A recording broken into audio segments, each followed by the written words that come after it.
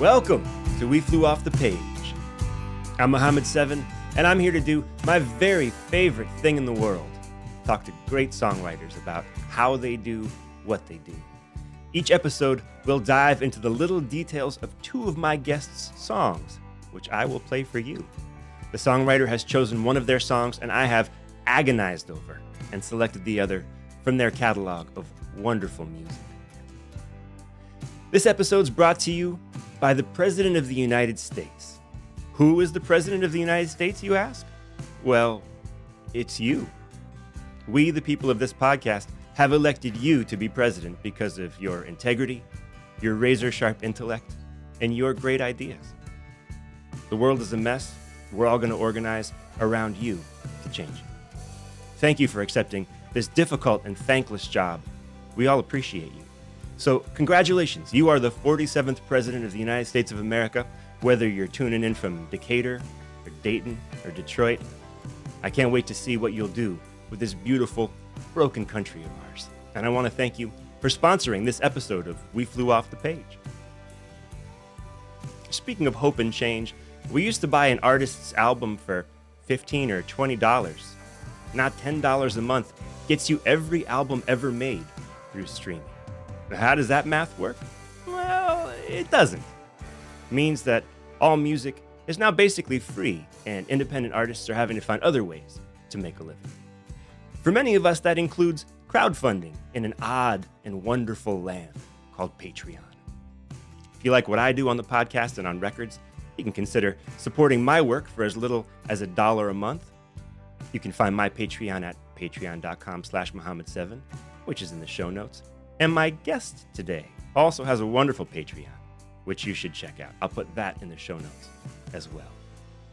We're still a new podcast here at We Flew Off the Page. We're small but mighty, and it will help a lot if you can review the show on Apple Podcasts. If you do, might read your review at the end of the show. And lastly, you could share We Flew Off the Page with a friend and win my undying gratitude. Now, who doesn't want that? All right, announcement horns, please.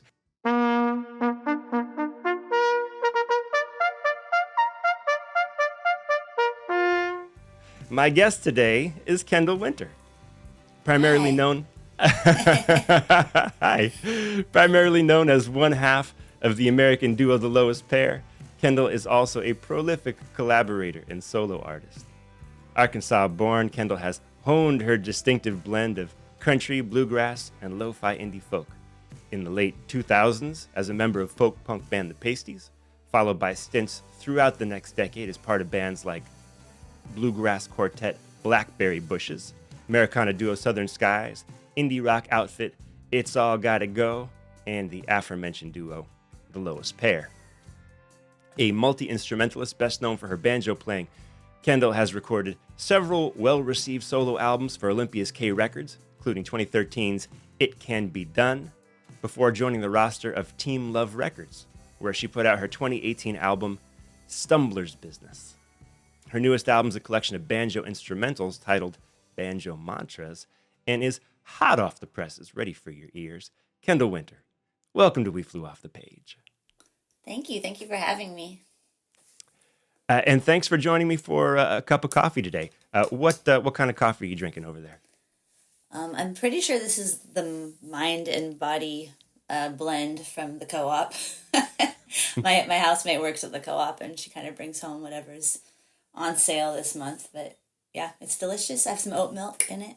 I'm drinking it out of a Eureka Springs Crescent Hotel mug. Oh, awesome. From Arkansas. So sweet. From your native Arkansas. I love it. Yeah. Although I think I found the mug in a thrift store in Peculiar, Mississippi.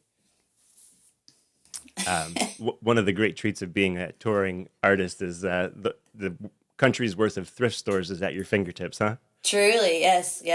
It's one of my favorite perks of the job. I'm going to digress just for one more moment about you're in Olympia, Washington. The Olympia food co-ops are, I think, my favorite in the country. Oh, and yeah. Is there still an East Side and West Side co-op?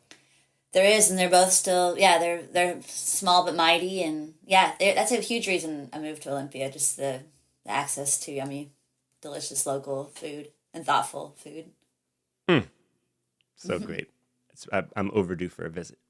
Yeah. Well, I know this is a songwriting show, but first I want to talk about what a talented multi-instrumentalist you are. You're best known for your banjo playing, but you're also a great dobro and guitar player. How did you get started on each of those instruments? Do you think of yourself as more one of those than the other? Yeah, well, my folks both played instruments at home. Like, so I grew up. They're orchestra. My mom was an orchestra teacher, and my dad was a low brass professor. So there was instruments around. My mom had more of the folk instruments around, like dulcimers and guitars. But I think I just always enjoyed tinkering on sounds. They weren't. They had like I had some lessons growing up, but didn't they didn't like push me too hard on anything. They let me kind of mess around and play a little of this and a little of that, and really kind of let me have the freedom to kind of navigate that myself. Although I think they got excited every time I got interested in something, but and offered lessons and whatnot. But I didn't really go too deeply with anything, and yeah, I think just tinkering on different sounds. I think I just like sounds and whatever kind of was around and easy to make sounds on. I mean, I remember having like a tape recorder, like, tape recorders where you could just press record and catch sounds, and kind of like just being really interested in making and catching sounds. And I didn't really pick up a banjo till I moved to Olympia, which is kind of a funny Oh, wow. twist of that, right? I had a guitar. I got a guitar for Hanukkah in my like early years, probably when I was 11 or 12, a classical guitar. So there were guitars around, but I think banjo in Arkansas had a specific place, and it wasn't something that I was really part of. And I listened to a lot of more punk rock and like more singer-songwriter sort of musicians in Arkansas. So when I moved to Olympia, I think it was the first time I'd heard banjo kind of used in a space where people, just friends with banjos and folk songs and punks with banjos. And so I think that I was like, ooh, I like the way that sounds. And there's all these kinds of different, like banjo isn't as like specific to a genre as I thought it was. And I forget the actual question, which is kind of, am I following the You are. I really like the last thing you said. That's really cool. I think most of us do think of banjo as kind of specific to a genre. And I think it's, yeah. Looking at your body of work, clearly you have not, respected that prejudice. You've been so broad with your output, and it's fun to hear how you came to that, conceptualization of the instrument in your life. And then I think in my, like, I was probably 18 or 19, but I heard like Bella Fleck for the first time too. And that kind of like really gave me the like scope of what, wow, a banjo can make this like jazz, lively dance music, and it's so melodic. It's so hooky. Like, right.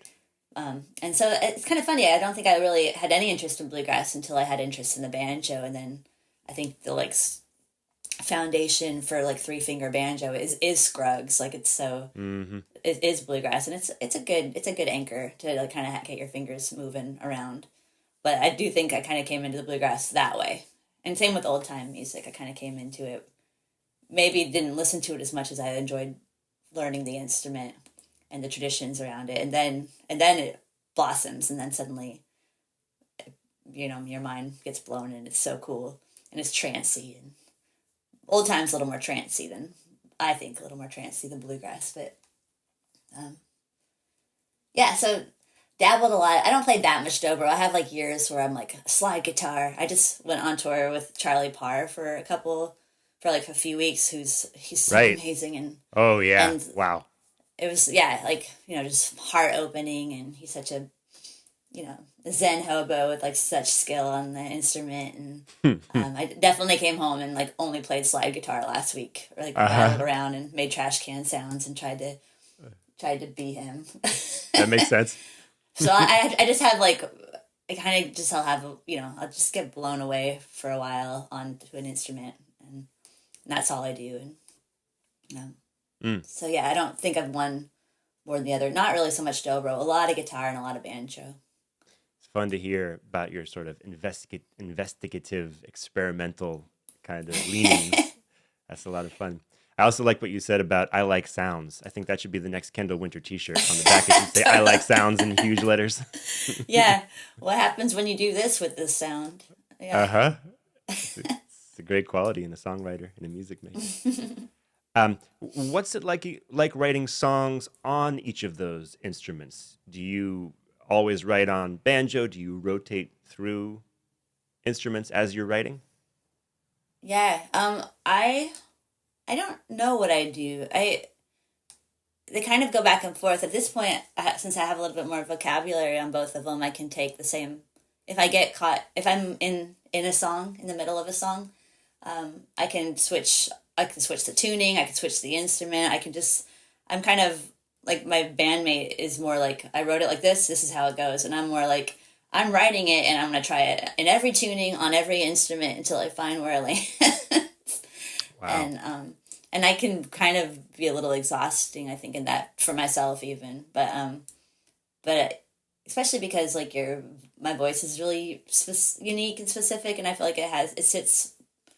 I want it to sit well on like whatever tuning I choose or Yes. like instrument padding I have, Right. and then also lately I've been writing more songs without words, and Right. like more instrumentals and that's part of like my practice maybe is to hear if that melody I might write it somewhere and it probably will be informed by the tuning I've chosen and the instrument I've chosen, but I might have a curiosity around how it would sound on a different instrument and just see where it lands and if that invites any other melodic hooks or soundscapes for it. So I kind of just yeah kind of just let a trip take me however whatever direction it's going Yeah. in.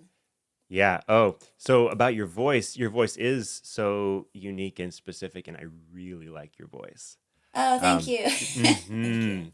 Um, It's Go ahead. it's also always changing, right? And so it's kind of funny to Mm. have this voice, this instrument that changes over the years. I think like it's kind of like there's lots of different ways to play with your voice. Just I feel like I never quite know what this is. Yeah, like I have this voice that is very specific, but also sometimes I'm like I don't know what my voice does here. Wow, that's so interesting. I think of my voice that way as changing a lot over the years. I think mostly because I didn't come from any training in voice, and I guess I think I think of myself and my voice as improving over the years because I started at such a place of low confidence. I tend to think that most musicians who make a life out of music already start from a place of vocalists in particular of having had some confidence in their voice. So it's interesting to hear you talk about the ways that you continue to discover Yeah, parts of your own voice. Maybe more of us have this in common than I thought. yeah, yeah, yeah. The not trained, I think, is cool because then you're not kind of caught in any rules about it. Yeah. But sometimes also I'm like, oh, I kind of wish I knew how to do this. Right, right. I also liked what you said about that your approach of looking at a song from every angle and using instruments to look at it from lots of different angles. Maybe it's exhausting. Right as you were saying that, the word that came to my head was exhaustive, which is exhausting Yeah. makes it sound bad, and I think exhaustive makes it sound more like I love the idea of being exhaustive. As a lyric writer, for example, just the notion of kind of going at it and putting out words, putting out information, collecting, amassing the feeling that's inside you, and then going out and editing exhaustively. To me, that doesn't always yield the best songs, but I think it's a great tool to have in your kit. And it's interesting to hear you talk about the songwriting process, from not just from the lyrical perspective, but from the sort of musical and instrumental perspective, looking at it, that way too. I love that idea. Yeah, it's kind of fun. I think it has to do with maybe how my like style is often to like is to put it all out there and then to maybe edit afterwards or like later, like to listen back or like I do make a lot of voice memos or recordings just to see if I like it from an objective place, because when I'm making it, I'm trying not to totally edit at the same time, because sometimes you edit out the next part. The thing you're making might not be good, but it might be leading you to the thing that you're headed towards. Yeah. So I think I do end up with a lot of kind of muck in the middle. have to find the parts that are, I think, worth sharing or more worth elaborating on. Yeah. My experience from talking to songwriters is that almost every, good songwriter, their process works something like that way. That there's an unfiltered time, usually Yes. somewhere in the beginning, where you're trying not to think too much about it, to censor too much. You're just trying to get stuff out, understanding that if you're lucky, maybe 20% of that will be good and keepable, and trusting Yeah. yourself to know the difference between the 80% that was mediocre and the 20% that's great. Yeah, I was teaching a banjo lesson, but this student is a great songwriter and is kind of finding their voice too. But it has the things that they've shared with me, I think, are great. And I was telling them I was like, you got to write some crappy songs. Like, allow yourself to write some songs that you don't like, because you just have to give yourself, if you're waiting for just the thing you like, that sometimes it changes after you get it out. Mm-hmm. Yeah, and if you're writing, waiting for the thing that says to you, "Oh my God, that's incredible," you're going to be waiting a long time. Like Yeah. it almost never just comes out that way. Sometimes, occasionally, Yeah. it does, but very rare. Yeah. Or even if it did, I don't know that I would know in the moment, because I'm not necessarily in a place to experience it like that. That's a great point too. The creator inside is not the same as the editor, the one with judgment. They're rarely Yeah. both in the same room together, right? Yeah, truly. Well, I'm curious about how songwriting is handled in your current band, The Lowest Pair. Do you and your partner, Palmer T. Lee, write songs together and individually? Yeah, we have historically written together, and I think what we get out of that is really beautiful. It's been hard on our relationship historically, but we've been a band together for over 10 years now, and I think we probably could do it, and we have been able to do it a little more respectfully than maybe we did when we started, just knowing each other and being more sensitive to each other. So, but yeah, we mostly write on our own, and then maybe if like the songs that we've written together, we at some point we had heard of this 20 song game. Have you ever heard of that? No. I think one of the Shook twins told me about it. I want to say Lori, but it's this game where you lock yourself up for 12 hours and write 20 songs. Wow. And whatever you call a song is okay, but you record it and you do it and other friends do it, and then at the end of the day you share your 20 pieces. And the only rules are like kind of that you can't bring anything that you've already started, so that nothing like preconceived, like you don't bring a hook that you already have or a lyric that you already have. It all has to be kind of made in the moment, and then it really doesn't give you time to say no. You have to say yes and in order to kind of get through it, because they're kind of like half-hour songs or 40. If you did the math, like Right. it's a good idea to bring a lunch, and whatever else you might need to get through that long of a time. But when we first started playing music together, we thought that would be fun, and we did that a lot individually, and we did that a lot together. And those sessions together, I think, were incredibly hard mentally on us, but we got so much cool stuff out of it. And it was kind of an interesting look on what it is to like pressure cook the work part of it. But we haven't done that for probably 8 years. Wow. But I do think we got some fun songs out of that. And so our process is kind of whatever. Like if I have a chorus and I'm like, could you work on this? Could you make a verse? Sometimes he'll say yes and then it won't work on it. And sometimes something will come up or like if we're in the hotel room and I'm just singing it over and over, he might kind of get in on it with me. And we'll write something together. But yeah, we kind of do both. Interesting. So sounds like some of the benefits of having a partner like that is, yeah, just the magic of somebody else's mind in there to make Yeah, something that you wouldn't have thought of, to bounce, to be inspired by somebody else, and a thing that came from your own inspiration. Seems like yeah. it's His if he brings a song to me and it's not done, like we just worked on a record this in January for like our next Lowest Pair record, and we didn't really know we were going to be in the studio. We had about a month to get ready, and so we were kind of, well, what about this idea? What about this idea? And he had a couple songs that were so wonderful, but hadn't totally been finished. They weren't finished yet, and he's got this book of poetry that I just kind of, so I started singing his poetry at him. And I think that just at least gave him the kind of fire to like go home and polish, like to find the lyrics. Like, so I was like, you have all these beautiful lyrics that kind of do fit into this song, potentially from an outsider like perspective. mm, Um, so I think that was, that's sometimes we can just be encouraging to each other to finish. yeah, that makes sense.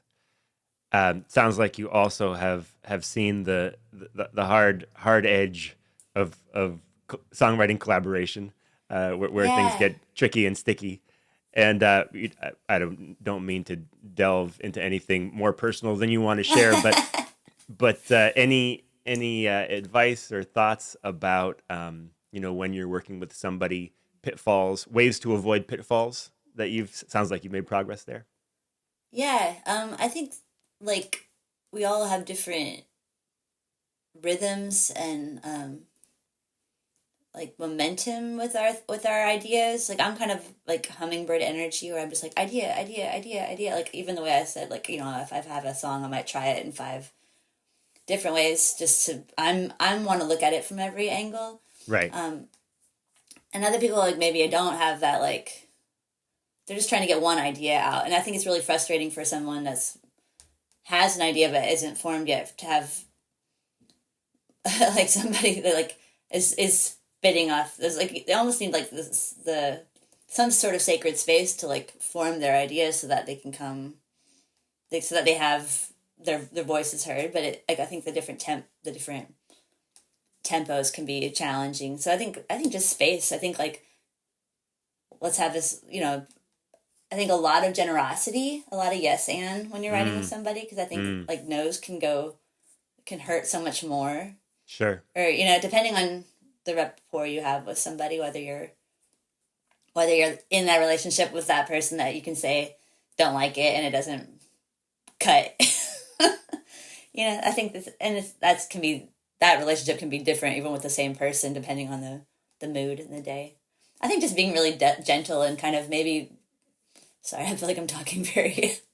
I'm zoomed out a lot from the thought, but like, This is all so great. I'm really enjoying these thoughts. okay.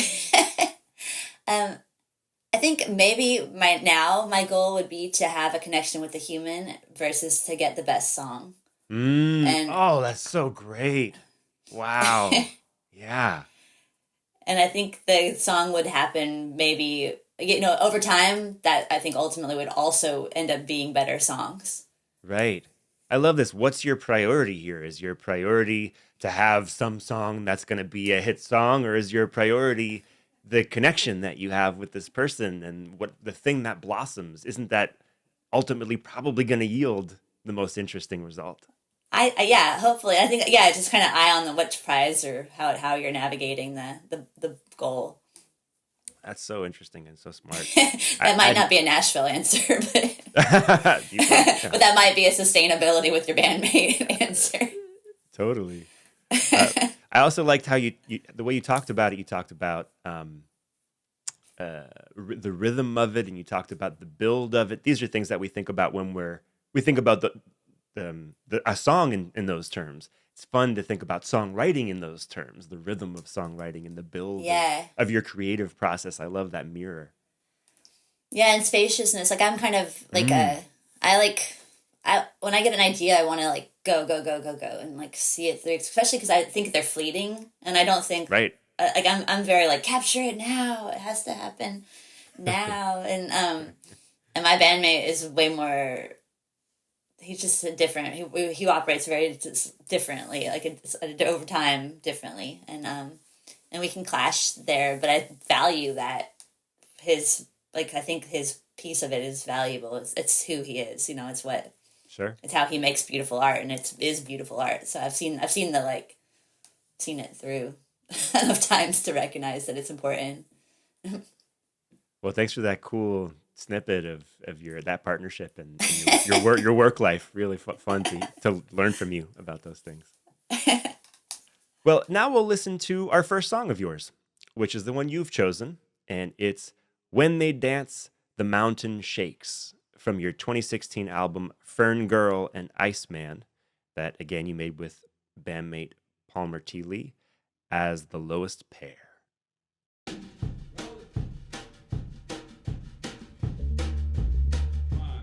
two, three, four.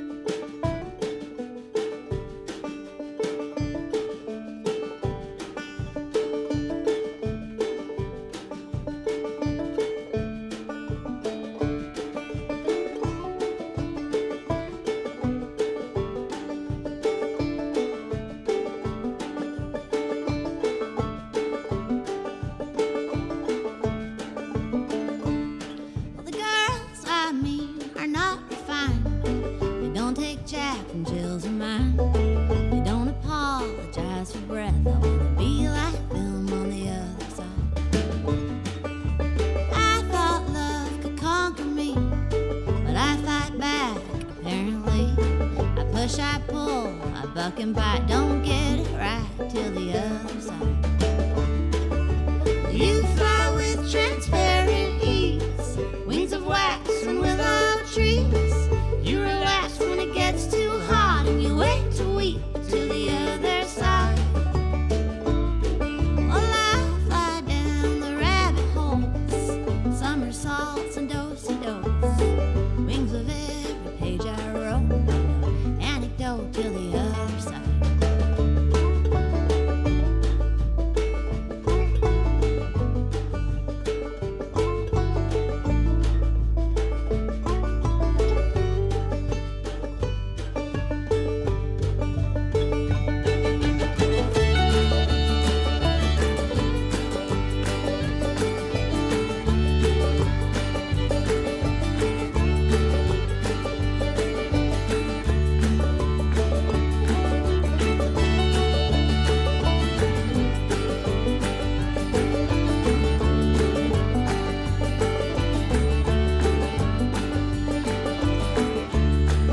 The girls I mean can't be defined by lipstick tags, bikini lines. They morph for tiger stripes and wine, and that's just fine from every side.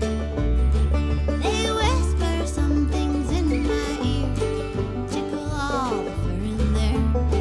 Give me armor I can wear safely on the other side. I thought that I could escape my fault lines and your earthquakes.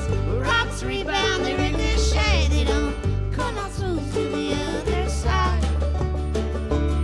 And I should have stood up on the dock, yeah.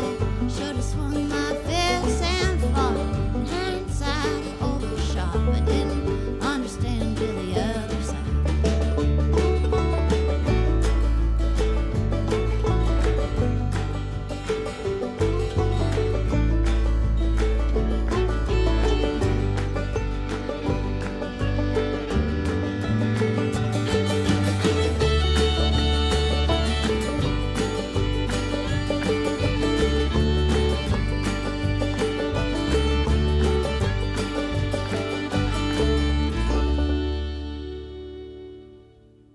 That was "When They Dance, the Mountain Shakes" by my guest, Kendl Winter. I have questions for you about this song, but first I want to make some statements, if that's okay. Yes. It's not that often that a song title is so good that you hear it and you say, that sounds like a great song. Um, I love the title, "When They Dance, the Mountain Shakes." As I listened to this song and thought about it, I also did some research and discovered that it was clearly inspired by the E. Cummings poem. The Yay, you boy. found that. I did. It's not totally coded, but I wondered if you could find it. Yeah. Yeah. His poem, "The Boys I Mean Are Not Refined," is the name of his poem. And as a slight digression, I also took note that your band, The Lowest Pair's very name is taken from another poem by musician John Hartford. Is it fair to say that this kind of literary poetry plays a big role in your life as an artist? Yeah, absolutely. A lot of inspiration from great poets and authors. Do you write poetry in that sense yourself? Poetry that is not songs? I write regularly, and I think I don't know that I've organized my writing into poetry that I would share as a poem, per se, but I think it's in there. But I kind of write a lot and regularly. I think I can pull it out and craft it as poetry. Palmer writes more specifically poetry. He has a book of his poetry. Right. This is interesting. I'm just noticing over the course of our conversation, I feel like you're not precious about things. This is quality of yours that I find really interesting and inspiring. Between your interest in sort of found sounds and just experimenting with sounds and things and picking up an instrument and seeing what it does. I feel like this is sort of the way you approach art. Is let's not be precious about it. Let's just try a bunch of stuff, even if it's not. Maybe when I am precious about things, it makes it harder to do them playfully. Mm-hmm. And so I think that I do, I wouldn't say I'm not, I don't totally relate to not being precious about it, but I feel like I have learned that if I get too precious about it, it cuts me off from the play. Right. You're trying to stay playful. So maybe that's the goal, is to not make it so that I can't do it because I care too much about it. Yeah. As another slight digression, I don't know if you're familiar with the songwriter and my past podcast guest, Chris Delmhurst, but she has a whole album of songs that are inspired by specific poets, each song inspired by a different poet. It's called Strange. Oh, that's cool. It's called Strange Conversations. It's a really cool record. Yeah, I think, I don't know that I know her music very well, but I think I saw that she was playing out here, and I think I maybe listened to that podcast of yours with her. But yeah, I think lately I have been thinking it could be really neat to write a record a little bit more topical, or a little more specifically, and just less innately personal and a little more subject matter like that. Because it would still be personal because it's hard not to be, but totally. Well, back to your song. Go ahead. Yeah, I love that you found the E. Cummings poem, because I 100% was not in direct response to it, but I love that poem, and I think it's so provocative. And and yeah, when they dance the mountain shake is also a lyric or a line from that poem. Right. Well, it's not exactly the line. The line of you've changed it, and I think for the better. He says, "They shake the mountains when they dance." Yes. Which is it's a beautiful sentiment, but you reconfigured it in a way that I think "They Shake the Mountains When They Dance" is not as interesting a song title. Yeah, when they dance, the mountains shake. Did you stumble upon the music video that we made for that song? Oh no, I should watch it though. Yeah, it's really because I was listening on my computer. I just listened to the video, and I think it really captures a time for me in Olympia, which is kind of fun too. It captures some really rad people I know being a little what do you call it? Just being I don't know, aerial artists, dancing from the ceiling and climbing on the table and drinking wine, and yeah, it's a very sweet kind of homemade video that we put together for it. Can't wait to watch it. So you've written a song here that is in many ways informed by Cummings' poem. What you've done, though, is creative and interesting. I'll read the first line of Cummings' poem, but first I want to say I find his original poem very exciting, also, I don't know, I want to say unpleasant. It is unpleasant. Yeah, and I wouldn't even say I was trying to make a parallel poem to his. It was more just like he's kind of talking about the boys. Mm-hmm. And he's talking, and when he refers to the the girls, he's kind of like, he's like he's just kind of discarding or disregarding how cool they sound, or like potentially, Right. or like how Right. much more interesting they are. They're he's like kind of making a point about these guys are like, down and dirty, but like Right. I feel like this song for me was really personal, and that I was kind of talking about my community of friends, like saving me from like this hard time, like being my being my companions, being my like safety net of humans, and also not necessarily behaving the way whatever people are supposed to, whatever like shape of gender, whatever Right. is supposed to look like. And I wasn't even looking at the poem when I wrote this. I just had that poem in my like brain of like, I'm not even, I could say it word for word, but just I'm very familiar with that one as a poem that I found to be just, even rhythmically, it has a nice like cadence to it. It does. And buck and bite, like there's just some good like Ooh. word combos. Absolutely. I'm going to read the first line of his poem just to give listeners a sense for, yeah, it's, again, it's fun to read and feels very ugly both at the same time. It's ugly. And so E. Cummings was I don't know when he wrote this exactly, but he was an ambulance driver in World War I. To me, it reads as sort of a raunchy and honest assessment, partly of men at war, and also maybe an exploration of, what war does to men. So here's the first line. He says, "The boys, I mean, are not refined. They go with girls who buck and bite. They do not give a fuck for luck. They hump them 13 times a night." There's something satisfying about the perfect rhyme of it. And, Yeah. and just the outrageous kind of visceral, imagery is enjoyable at the same time that it's kind of grotesque. Potentially, or it's kind of erotic, and like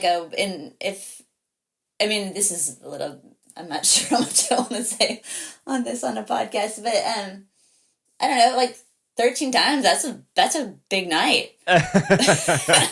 Indeed. That doesn't necessarily speak poorly of anybody, except for that the point of this was to maybe kind of say, the narrator is the boys on this, but like, I don't know, I kind of felt like there's more to this story. Yeah. Yeah, that makes sense. Or maybe that's just a personal spin on it. Sure. Yeah. I could see how each of us could receive it differently. Well, all songs are poetry at some level. A song like this, though, has a particular kind of poetry to it. Now I'm talking about your song, not his poem. In the way that you've used, metaphor and suggestion and mystery and imagery to paint a picture in the listener's mind. I think it can be hard to write a great song that uses that kind of poetry. But when it works like it does here, it's glorious. It's a lot of fun. Here are just a few lines that I love. I'll start with verse 3. "You fly with transparent ease, wings of wax and willow trees. You relax when it gets too hot, and you wait to weep to the other side." So lovely. I can't quite put my finger on what you're doing here, honestly, but you've evoked such a joyful feeling. Back to Chris Delmhurst, in my talk with her, we talked about how easy it is to write about heartbreak and struggle, how much harder it is to write about hope and joy. And I feel like that's part of what you've accomplished here. It all feels so joyful in a song that is still somehow very much about struggle and liberation. And you spoke a little bit on that moments ago. Yeah. Well, yeah, thank you. I feel like that I do. This is the reason I chose this song to talk about, is because I am really happy with how, or like the lyrics meant even more than I could have imagined. Like when you write something and you're like, I'm writing this, I mean this, but after you put it down, it means even more. Yeah. To you. And I think that's one of the cool things about writing.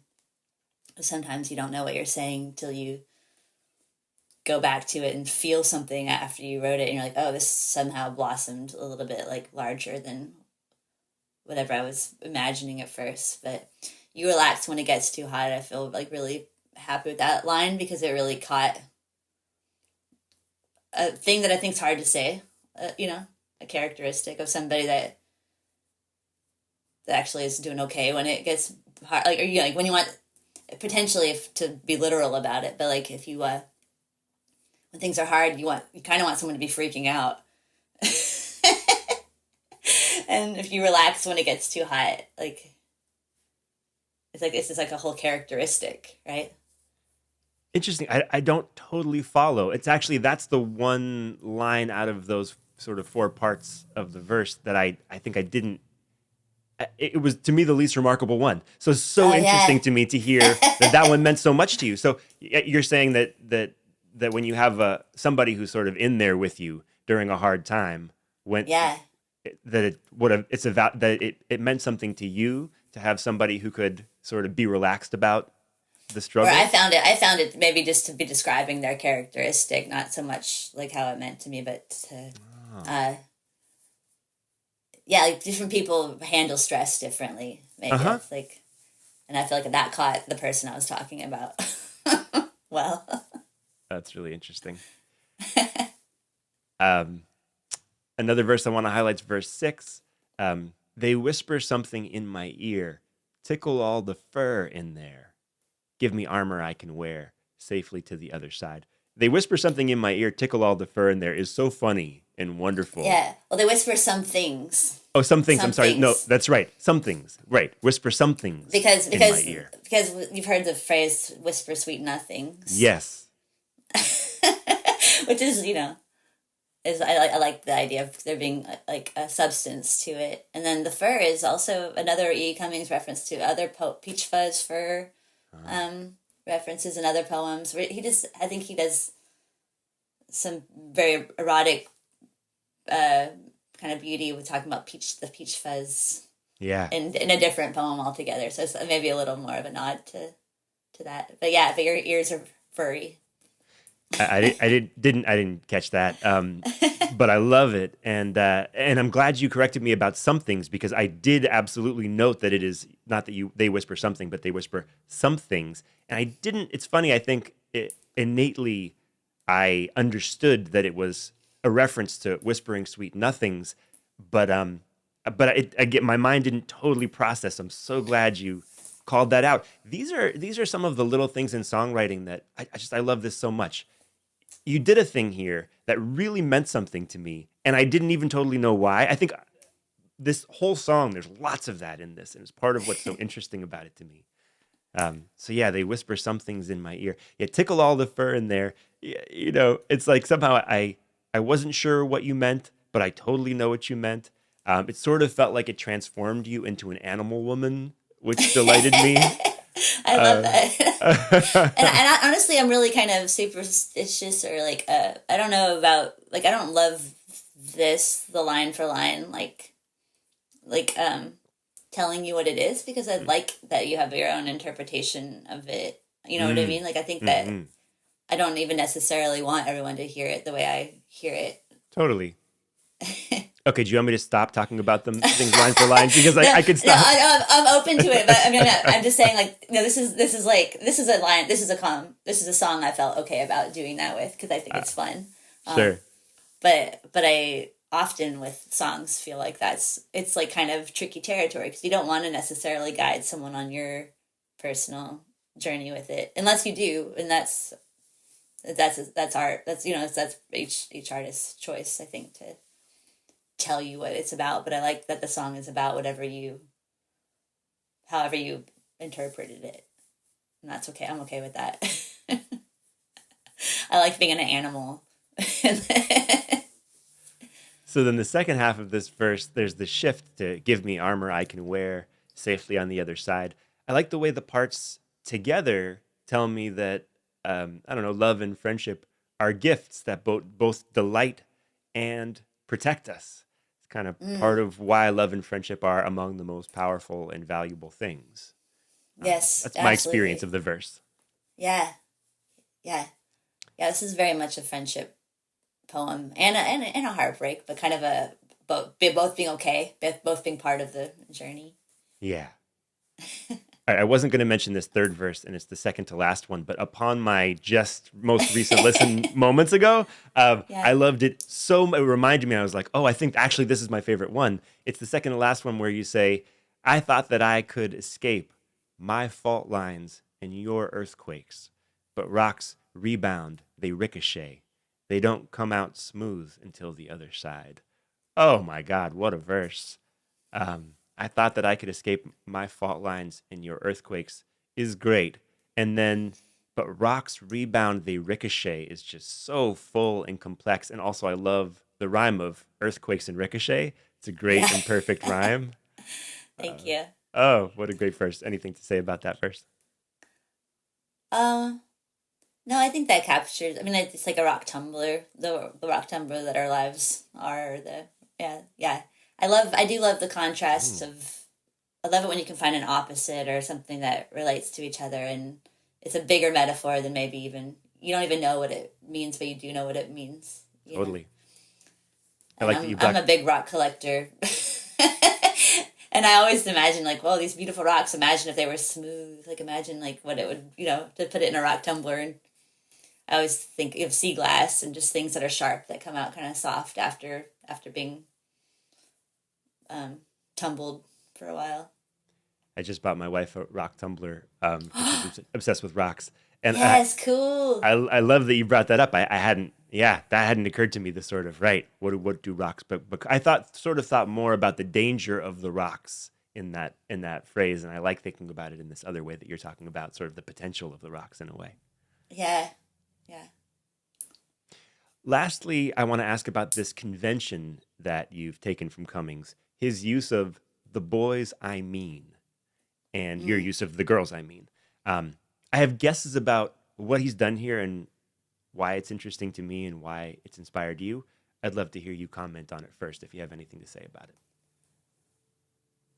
I think it's maybe just a reference. The poem itself, E. Cummings' poem, stuck in my mind probably because of the words, the sound of the words, and it being, so there's some like kind of wild imagery in that. So I don't know why things last in our like some things you read all this poetry and this one grabs you and this one kind of keep coming back to it. So I think that one just did that one stuck in my mind about it, but it also does say like the girls I mean, like the ones I'm talking about, Right. Right. The ones I mean. I like referencing. I think in the like old time tradition, and there's a lot of like repeat lyrics. Like one, like we'd had a like Lois Pear, like, and I've been doing this. Just like take old songs and play with them and like kind of modern, write them in a way that makes sense to us. So, but the reference I found, like that's the folk tradition is kind of quoting, and you kind of earn somebody's like an audience's trust or a song that references a song that we all know. Music just sits like so large, like so. I'm saying this so weird. No, I'm following. It lands in I've seen like very, very, very old people that have lost their minds, basically, like they're gone and come back out of their stupor singing "You Are My Sunshine," or like I just think music like lands and it's like you hold the memory of music in a different place than like your regular memory. And I think like the reference to old time songs, the songs that we know, gives you like a trust with the song and a placement, and for whatever reason that those lyrics, there's like that cadence felt familiar enough to me to kind of just play with it. And I felt like, there's somebody else out there that might hear this and know what I'm referencing, but it also stands alone. You don't have to. That's right. It does stand, clearly if you didn't know the incoming poem, this would still be great. So my take on it was, you said many things, but the part of the girls I mean, it could have easily been the girls I meet. It could have easily been the boys I meet, right? It still works. It's not nearly as interesting though. The girls I mean, it seems to place us in a conversation. This is my take. It seems to place us in a conversation that's already in the middle. It's what you begin with after someone asks you, "Hey, what kind of girls are you talking about?" You say, "Oh, well, Yeah. the girls I mean are not Yeah. refined." It was powerful to me because it makes us feel, we the listener, it makes us feel like we're being dropped smack dab in the middle of an important conversation about people. And in this case, maybe about, women or men and women, and about our humanity. An essayist might spend 5 minutes introducing the subject and presenting evidence, but here you, the writer, trusts us that we are already a part of the conversation, is the feel I get from starting that way so quippily and quickly. Yeah, I love that. That's totally accurate. And maybe I didn't know that, like, to say it, but I felt that, like, you're already involved. And I do really like that, like, thinking that the audience is already part of your conversation. Like I think I do that regularly. Like, I've dropped little jokes that really only if you're really paying attention you would get. Yep. But it's to kind of to be like, well, you're involved in your thinking. You're also not dumb. So, I like there to be like one step away from the riddle that you wouldn't get it necessarily, but if you fill in the blank, if you're open to it, or if you're paying attention, you can fill in the blank, and then it's laid out like for you. It's terrific. I love the arrangements on this track. Is the last thing I'm going to comment on. It's for me, it's straddled, bluegrass, indie, folk, but in a cool and humble way. It's fun to listen to, as well as having a great depth of sound and meaning. When we go into the studio, we always hope the song will have an original and enjoyable vibe. But in my experience, it's actually really hard to accomplish that, for it to land just right. And to me, this song lands just right. Thank you. Yeah, I think Eric Koskinen played drums on this one. He's in Minneapolis. And Palmer and I, we both play banjo. It's a double banjo Right. Song. And Palmer plays clawhammer on it. I play three finger. So it's just kind of I feel like when we switch it to that, we don't do that very often, but I really like it because I like his clawhammer playing a lot. And yeah, there's a little bit of a crookedness to it, so it took us a while to figure out where the drum kind of has to not start on the downbeat. Yeah, it has a lot more tricks in it than we realized before we got into the studio with it. All right. Well, speaking of banjo, now we'll play the song that I chose, and it is Tuesday's Nudes from your just released album of instrumental banjo songs, Banjo Mantras.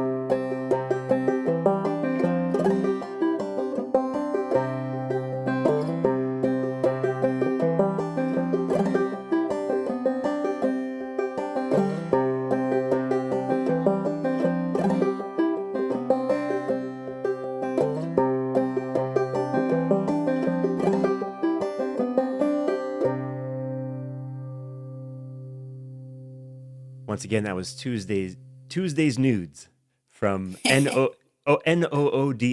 Tuesday's Nudes, Noods, from my guest Kendl Winter's just released album of instrumental banjo songs, Banjo Mantras. So this is actually the first time I've ever discussed an instrumental song with a songwriter on this show, and I'm really excited. Yeah, I wondered if you would choose a mantra, if you would choose a more lyrical song. How is writing an instrumental song similar to writing a song with lyrics, and how is it different for you? I often start with melodies either way. I wouldn't say I only do with songwriting, but I really love melodies. I really love finding melodies, and then oftentimes I'll kind of go out and like run. I go on like these like long runs, and I'll just kind of sing at melodies a while in my head, kind of whether lyrics like pop into it or not. And these ones really weren't wanting of words. Like I think they were. It's just kind of a different thing. I kind of really liked not adding lyrics to these soundscapes, kind of because the expansiveness of maybe what you could have your own experience with it. I don't know, like these, I really, really like writing instrumentals. Where I'm at right now with my writing and what I want to share and what I'm feeling less like I have a lot to say that I need people to hear, I guess. Maybe, yeah, I'm feeling like my big feelings feel a little less. They feel, yeah, I don't know. I don't feel like I have as much to like share, and that's not only true, but also true. But I really like what an instrumental piece can do because it can take you. You can have your own experience in a different way, less guided. Less more like. I like that a melody can kind of transport you into a feeling, but it's your own. It's kind of your own fishbowl of whatever the thoughts that you're having. So I really liked making it, and I wasn't really sure whether people would be interested in like listening to it. I had never been an instrumentalist only before. I've always kind of guided with songs, but I feel like I got lucky, or I feel like I got enough people interested in saying that they did want to hear it. That it was really cool and permission giving to like put it out, and I love making it. I did a handful of shows for them, and I probably will do more, but I felt like that was a really different thing to try to perform them, because the whole point of these are that they're kind of improv, they're kind of happening in this intimate space of my room.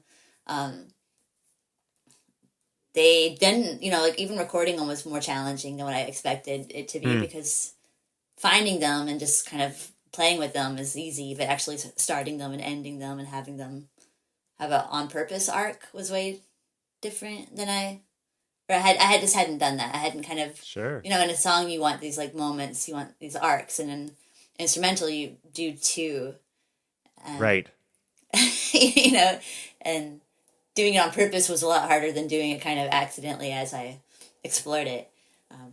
And then doing it in front of people kind of just meant this whole other piece where like, well, now it's a show, and that's a whole different energy than I imagine people having their coffee and like sitting at home and like doing their own thing, maybe cooking, or maybe just writing through it, like kind of having a different experience than sitting and watching. So yeah, I did some shows for it. I probably will do more because I think it's good for me to learn how to do it like that, but I think the point of them is a little bit more for me to do it alone and for people to listen to it in the privacy of their house.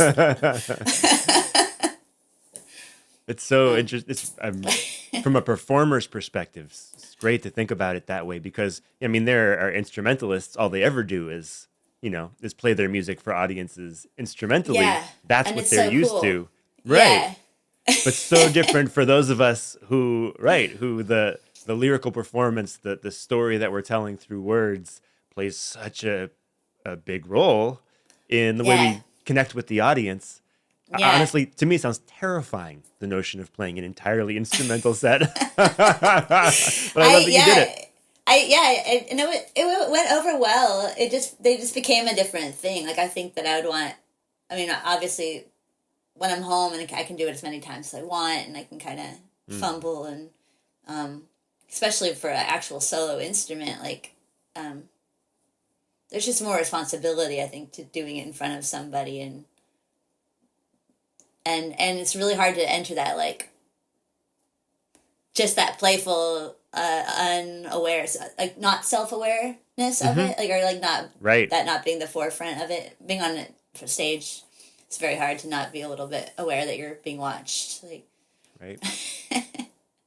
but I loved writing them and they come easy and they come like they like inform themselves like they take me on the journey that they're on and the different tunings on the instrument like kind of offer different melodies and it's so fun. I love writing instrumentals and it's been really cool to put it out there and have people get into it. The notion of trying to stop paying attention to being watched and to be in your experience, it reminds me of the title of the album. It's Banjo Mantras, and listening to the record and to Tuesday's Nudes, it felt immediately evident to me, why you called it Banjo Mantras. There's a feeling of meditation, of stillness, of even movement throughout the album. And so it's interesting that in the performance realm, maybe I'm wondering if it seems like maybe that was also sort of an element of maybe I need to get into this as a meditation on stage as opposed to really having a back and forth thing. Which I think like maybe a couple of years of doing it, like you could kind of start to enter that space, or maybe even just a few more months of doing that. Like I think just the learning, you kind of have to learn on stage how to enter the space that you're trying to enter on stage. Right. So there's just a learning curve with it. But you can't practice it ahead of time because you don't have a practice audience just walking in your back pocket. Could you like 40 people just sit here while I practice? You're really useful to me. Here? Yeah. Truly. But yeah, it's kind of freeing to write instrumental music without, with letting the lyrics be a little, this songs without words, I guess. I like that. To me, it's a little bit freeing. And my voice again, is so specific that it,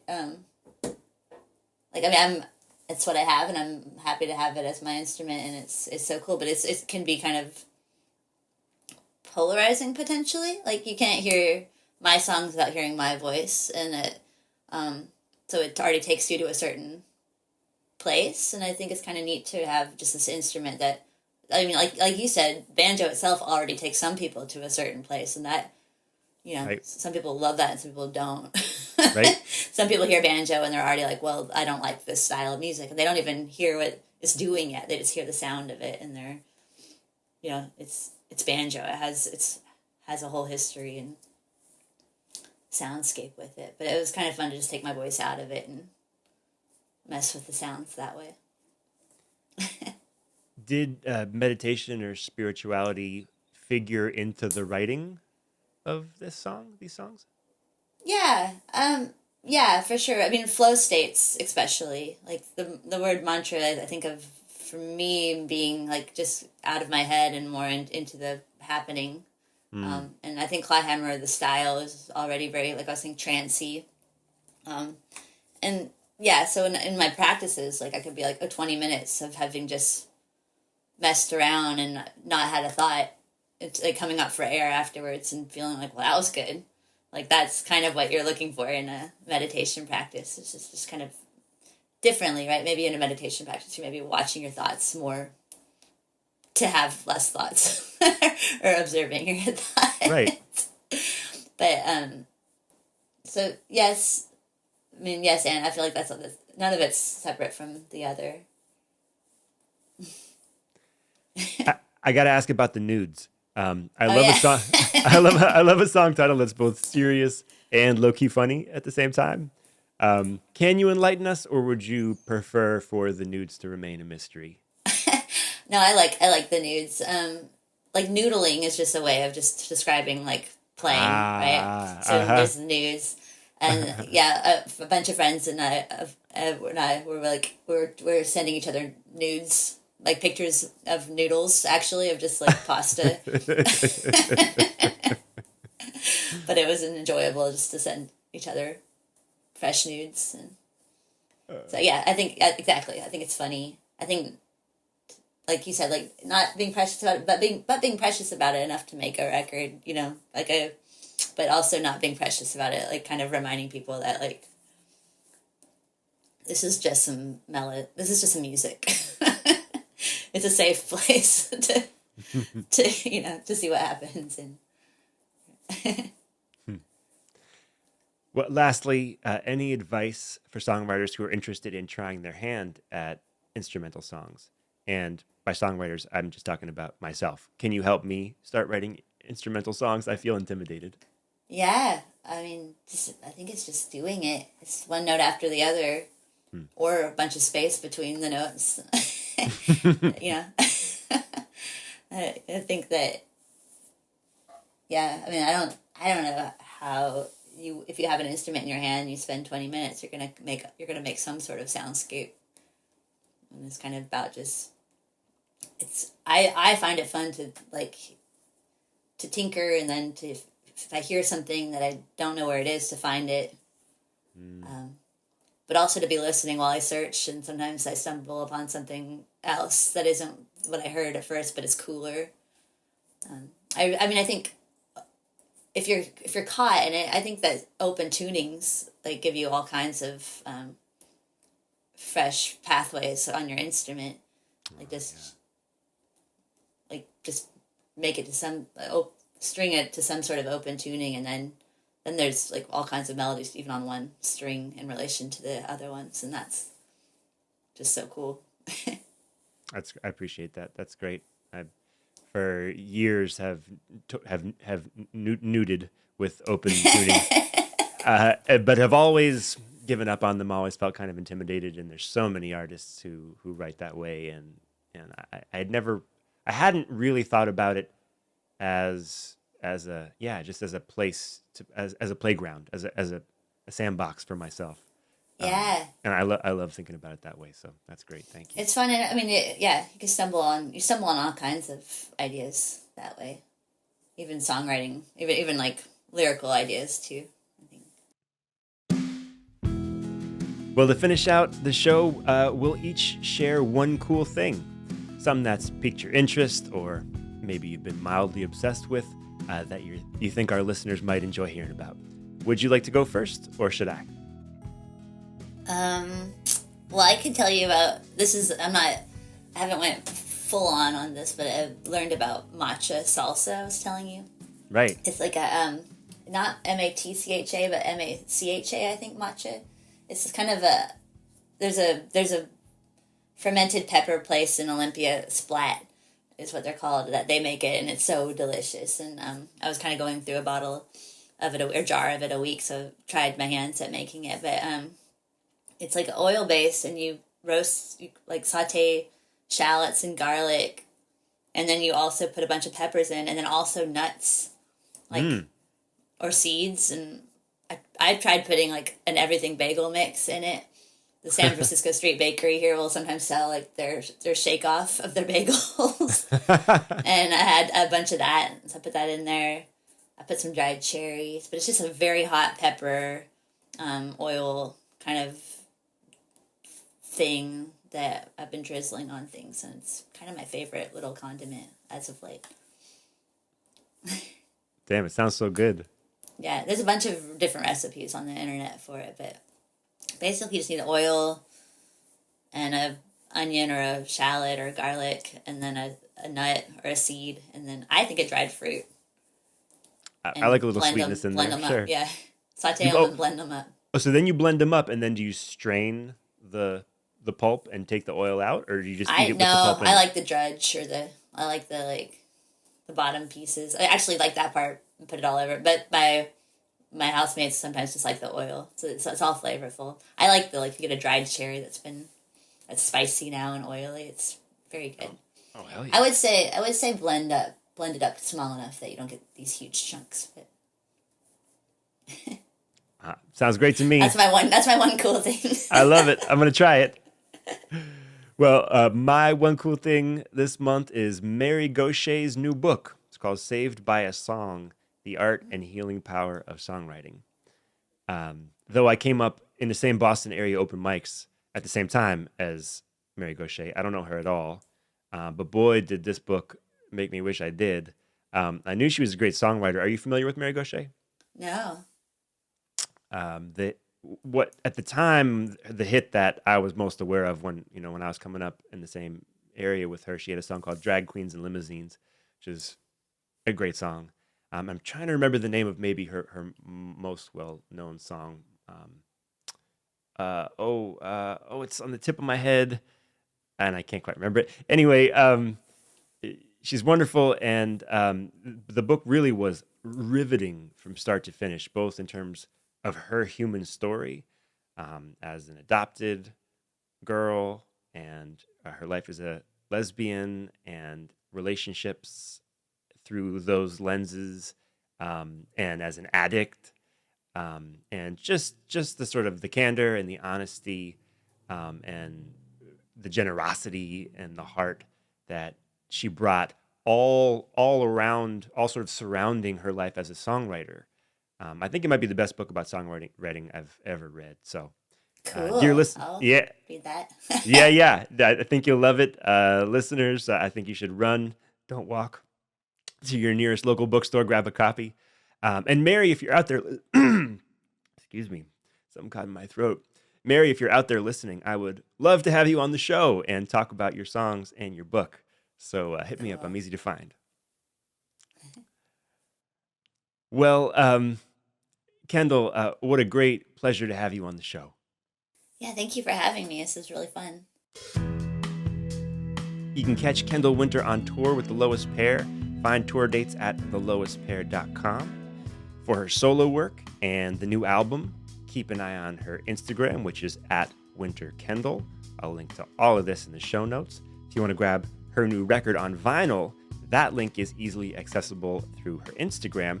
Record is available both in audiophile black for you purists out there, and you could also choose random color option, which and be surprised with hot pink or light blue. Totally delightful way to release a record, in my opinion. I'm Muhammad7. You can find me at Muhammad7.com. That's MUHAMMAD and SEVEN, like the number. There you can find my music and tour dates, as well as how to get in touch if you're interested in songwriting, coaching, or lessons. Again, you can become a patron via the link in the show notes or by searching for Muhammad7 on patreon.com. If you'd like to ask a question about songwriting and have my guest and I answer it on the show or talk about it, you can send those to me via social media message or email. Check the link trees for all of that. Also, all of that's in the show notes. Many thanks this month to regular listener Jared Burton, who left this review of the show on Apple Podcasts. He says, "Truly a gift to the world of songs and songwriting. Muhammad delivers authentic questions to equally authentic guests. The format of host and guest choosing one song each to listen to in its entirety, followed by thoughtful conversation, is a gem." Well, thanks for the kind words, Jared. Proud to have you here in our community. I'll leave you today with this quote from another good songwriting book, How to Write One Song by Jeff Tweedy, songwriter of Wilco and Uncle Tupelo fame. Jeff writes, "If we're being realistic about what an end goal should be, creating something with no ambition other than to get something off your chest might be the purest thing anyone could aim for." This thought from Jeff Tweedy reminds me of one of my favorite Taylor Swift lyrics in the song Lavender Haze, where Taylor ends a stellar bridge with the chant, "Get it off your chest, get it off my desk." All right, I'll see you back here next time on We Flew Off the Page.